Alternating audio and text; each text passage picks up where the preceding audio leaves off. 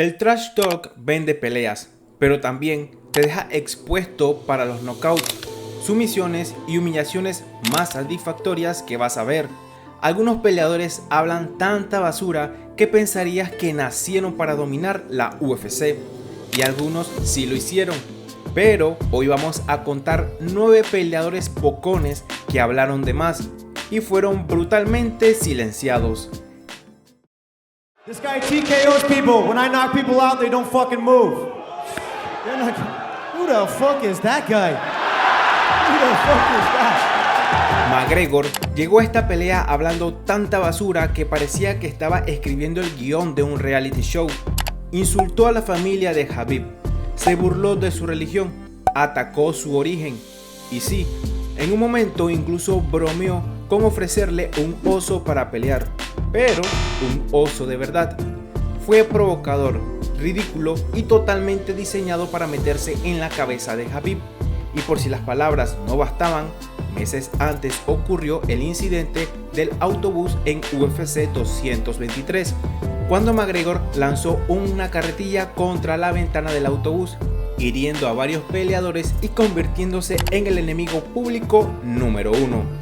El hype era una locura, pero todo ese entusiasmo en sus declaraciones previas no valió nada cuando entraron al octágono. Khabib ejecutó su plan de juego a la perfección, aplastó a Conor McGregor con un grappling impecable, lo derribó una y otra vez, y después de 4 asaltos terminó con una sumisión de neck crack que terminó la pelea de forma contundente.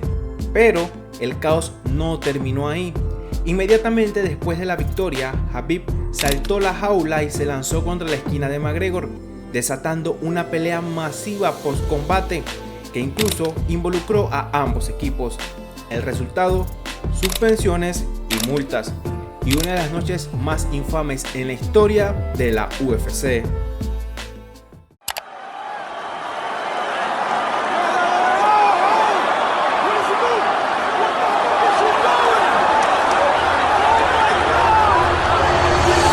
Everyone here is ready for it. They all want to see it. That's what's happening tomorrow. Let's go! It got me, know what I mean? That was why I thought I was... Antes de esta pelea, Paddy Pimblett era pura confianza y actitud, retando públicamente a otros peleadores del peso ligero como el mismo Charles Oliveira, Dustin Poirier, incluso al mismo Justin Gaethje, insistiendo en que podría derrotar a cualquiera, camino a convertirse en campeón del mundo de las 155 libras. Su frase prácticamente era: ríanse todo lo que quieran, yo quiero a Dustin, a Gaethje, a Charles Oliveira. Voy a demostrar que pertenezco a la élite de la categoría. Paddy no dudó en ningún momento en subirse al tren, esto para intentar venderse como un peleador con mucho hype y un peleador underdog, ya que respondía a supuestamente muchas críticas de periodistas y fanáticos que lo subestimaban. Pero dentro de la jaula, Justin Gaethje tenía otros planes. Durante 5 asaltos brutales dominó la pelea, mandó a la lona a Pimblett varias veces y se llevó una decisión unánime para convertirse en el campeón interino de peso ligero. Pimblett falló sus 5 intentos de derribo, nunca logró imponer su juego, y cuando sonó la campana final, Gaethje se acercó para soltarle un último dardo. Mírate a la cara. Pimblett salió destrozado, humillado y expuesto. Después, voces como Arman Tsarukyan se le fueron encima diciendo que necesitaba años fuera y llamándolo el peor peleador de la UFC, con 0 habilidades en artes marciales mixtas. Esto no fue solo una derrota, fue el silenciamiento total de un peleador cuyo trash talk lo había inflado como una futura estrella. El hype previo completamente destruido por lo que pasó en la pelea, y a pesar de esto sabemos que Paddy no va a cambiar su forma de ser, y lo ha demostrado semanas después de esta pelea en contra de Justin Gaethje, llamando ahora a rivales como Charles Oliveira, que lo considera quizás una nueva presa fácil entre comillas. Le tocará demostrar que fue un tropiezo, o quizás lo volvamos a ver en una segunda parte de este video con una de sus futuras peleas dentro de la UFC. Saturday night, I'm gonna bring you to a place you never want to be. I'm gonna bring you the 7th layer hair. Hell. Okay. Now I'm bringing you to 7th layer Colby hell. Covington no es solo un peleador, es una máquina de titulares. El trash talk es prácticamente su cardio, pero rumbo a UFC 296 lo llevó a un nivel casi absurdo. No solo promocionó la pelea, cruzó la línea al meterse con la familia de Leon Edwards, con provocaciones tan personales que hasta Dana White lo señaló públicamente. Una de sus frases más infames: el sábado por la noche te voy a llevar a un lugar donde nunca quieres estar. Te voy a llevar al 7º nivel del infierno. Saludaremos a tu padre cuando estemos ahí. Sí, eso realmente pasó. Pero aquí es donde Leon Edwards cambió por completo la narrativa. No respondió con más hate, insultos o ataques. Respondió dentro de la jaula, de manera silenciosa y efectiva. Dejó que tanto su estrategia como su desempeño dentro de la jaula hablaran por él. Dentro del octágono, Leon se mantuvo disciplinado, enfocado y ejecutó su plan de juego a la perfección en una pelea tan importante. Luego de controlar el combate, se llevaría una victoria por decisión y dejando a Colby Covington sin hype y completamente apagado, a pesar de su habladuría de basura. Durante muchísimos años, la boca de Colby Covington había sonado incluso más duro que sus resultados dentro de la jaula, pero frente a un peleador que estaba dispuesto a convertir esa presión en precisión para enfocarlo en la jaula, todo esto se vino abajo.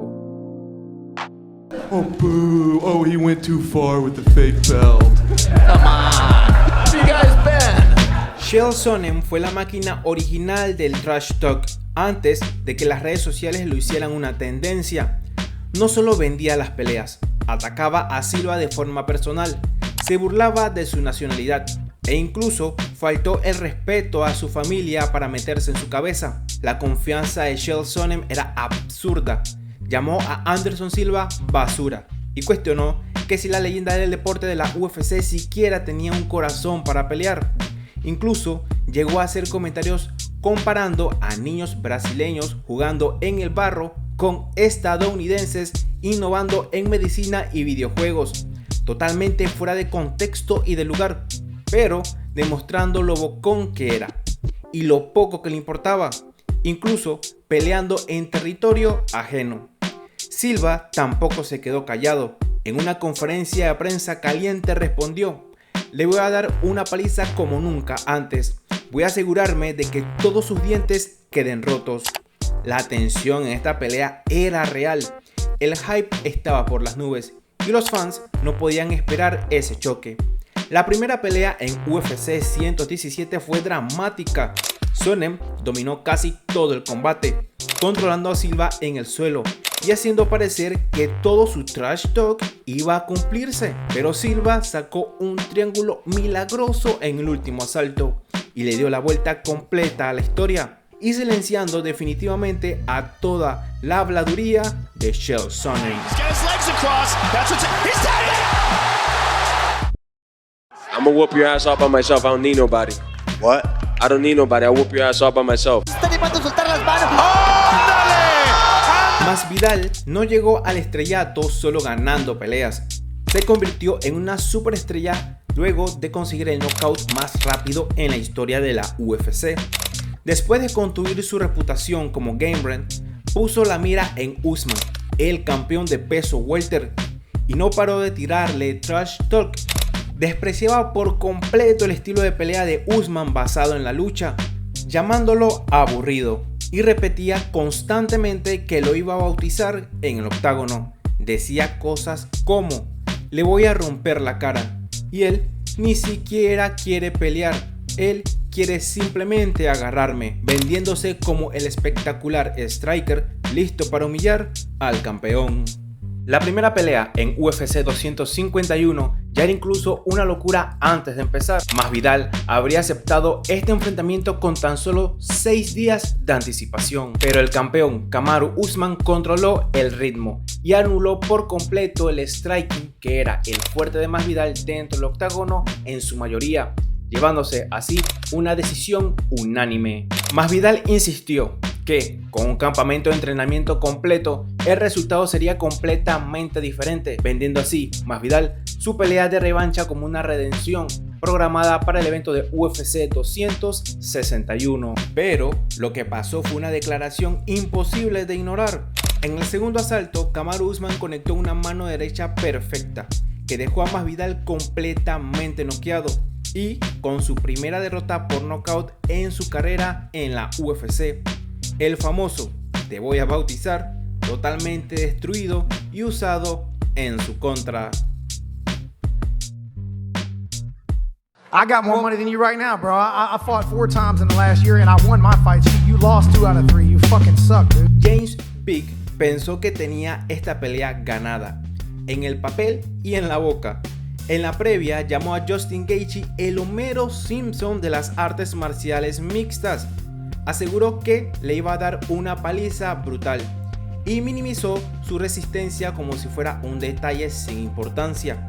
La confianza estaba por las nubes, los insultos eran fuertes, pero la ejecución, otra historia. Porque la pelea no duró ni 2 minutos. Al minuto 1:27, Justin Gaethje conectó una derecha devastadora que dejó a Vick completamente noqueado. Así de rápido. Cada broma, cada insulto y cada declaración arrogante de Vick se convirtió en material para comentaristas, fans y highlights. Después, Gaethje admitió de que se tomó todo ese trash talk de manera personal y, por si no quedaba claro, con un knockout en menos de 90 segundos, se aseguró de que todo el mundo supiera quién ganó esa discusión. Fuck you! Hey, go back to the country you fled, you fucking coward! I'm gonna be your daddy in the cage. I make you cry Fucking again. guy! The fucking guy leaves his shit! Sean Strickland y Khamzat Chimaev no necesitaban promoción extra. Desde semanas antes de la pelea, ambos se lanzaban indirectas constantemente en entrevistas, redes sociales y conferencias. Chimaev aseguraba que iba a destrozar entre comillas a Strickland y que la pelea ni siquiera llegaría al tercer asalto. Por otro lado, Strickland respondía burlándose del estilo agresivo de Khamzat Chimaev, diciendo que era solo un tipo que intenta intimidar a todos hasta que alguien le planta cara. La tensión explotó durante el careo final. Ambos terminaron cara a cara gritándose insultos mientras los equipos de seguridad intervienen para evitar que la situación se saliera de control. Chimaev prometía un sometimiento rápido. Strickland, fiel a su estilo, se reía y le decía que estaba sobrevalorado y que nunca había enfrentado a alguien capaz de resistir su presión mental. Pero cuando llegó la noche de la pelea, todo fue diferente. Khamzat comenzó agresivo, intentando imponer su lucha y presión física desde el primer minuto del primer asalto. Sin embargo, Strickland resistió el castigo, sobrevivió a los intercambios más peligrosos y, poco a poco, comenzó a conectar los golpes más limpios. Mientras avanzaba en los asaltos, la confianza de Chimaev empezó a desaparecer. Al final, tras 5 asaltos de manera sorprendente y una guerra absoluta, los jueces dieron una decisión dividida a favor de Sean Strickland. El hombre que había prometido humillar terminó siendo humillado. Khamzat salió frustrado y en silencio, sin siquiera dar entrevista posterior a la pelea junto a Joe Rogan o conferencia de prensa, mientras Sean Strickland celebraba demostrando que a veces hablar demasiado puede terminar convirtiéndose en tu peor enemigo. Why, Henry? Tell us why, please. Because I'm just better. He telegraphs everything that That's he a does. great answer. He telegraphs everything. I knock people out on my feet. Henry Triple C Cejudo se anunció como uno de los regresos más hypeados en la historia de la UFC. Esto luego de estar 3 años en el retiro de las artes marciales mixtas. Basado en su medalla de oro olímpica, le permitió a Henry venderse como uno de los mejores peleadores en la historia de la compañía. También a eso añadiendo que fue doble campeón de manera simultánea dentro de la UFC antes de tomar la decisión de hacerse a un lado. Volvió haciendo muchísimo ruido y menospreciando en ese momento el campeón Aljamain Sterling, asegurando que la división de peso gallo necesitaba un campeón de verdad, llamando a Sterling campeón de papel, y que él es el rey que necesitaba esa categoría de vuelta en el trono. En conferencia de prensa y entrevista prometió exponerlo. y que también obviamente lo acabaría dentro de la jaula debido a su malo juego. Insistió que Aljamain Sterling no tenía ni instinto finalizador e incluso aura como campeón. La narrativa que vendía era clara: regresaba para retomar su trono. Pero Sterling no se lo tomó en serio. Durante 5 asaltos ofreció una de las actuaciones más sólidas de su carrera. Controló intercambios claves de grappling e igualó la lucha de Cejudo y trabajó mejor en los momentos decisivos, anulando la ventaja en scrambles del ex campeón. Al final, Sterling se llevó una victoria por decisión dividida cerrada, sí, pero suficiente para apagar por completo la historia del supuesto gran regreso de Henry Cejudo. Y el golpe de realidad fue completamente fuerte. Cejudo, que había construido su vuelta alrededor de la dominación total, se vio humano y un paso más lento. Toda la gloria olímpica, silenciados por técnica, timing y preparación.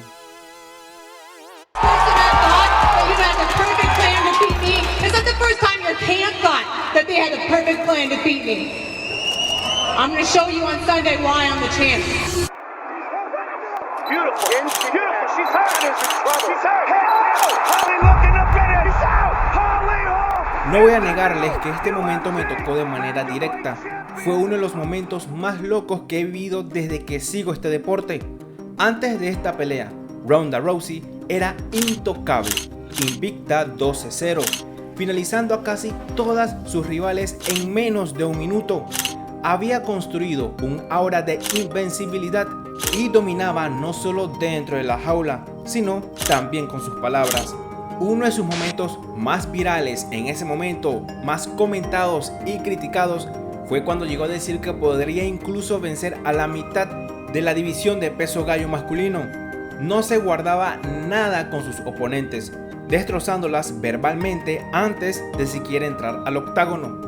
Cuando Holly Holm apareció en escena, Ronda Rousey la desestimó como una boxeadora sin juego en el suelo.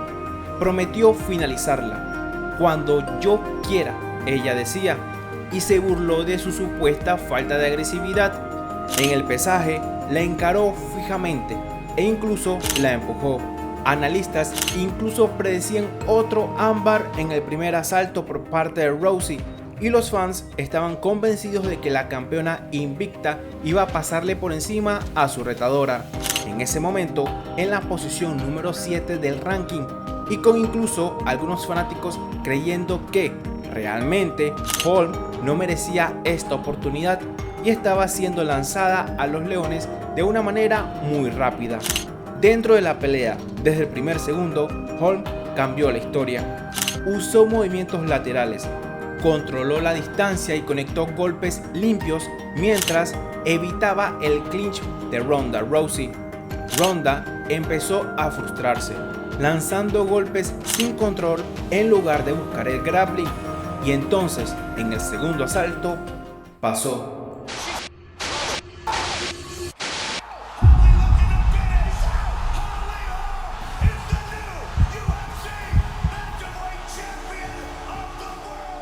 Una patada alta de izquierda perfectamente cronometrada impactó de lleno en la mandíbula de Ronda Rousey, una Ronda ya bastante gastada por los golpes, y mandándola de cara a la lona. El estadio quedó en silencio, la campeona, que parecía intocable, inconsciente. Todo se rompió en un solo instante. Holm se convirtió en estrella de la noche a la mañana, mientras Ronda Rousey se alejó casi un año, llegando incluso a considerar el retiro de las artes marciales mixtas. El trash talk sin duda alguna no va a desaparecer del deporte. Incluso dentro de la UFC ya se ha visto que los peleadores han intentado crearse personajes para llegar a oportunidades titulares más rápido, tener un nombre mucho más grande y obviamente ganar muchísimo más dinero en todas y cada una de sus peleas. Aunque a veces esto cueste ponerse personal en contra de su oponente. Si te gustó este video, recuerda dejar tu me gusta y suscribirte al canal para no perderte ningún nuevo contenido. Recuerda que ya puedes encontrar un top 9 de campeones que huyeron de contendientes legítimos en el canal y más contenido. También dime si me olvidé de algún momento o de algún peleador que utilizó su trash talk para promocionar la pelea y al final terminó completamente silenciado. Sin más que decir, muchísimas gracias por tu apoyo y nos vemos en el siguiente video.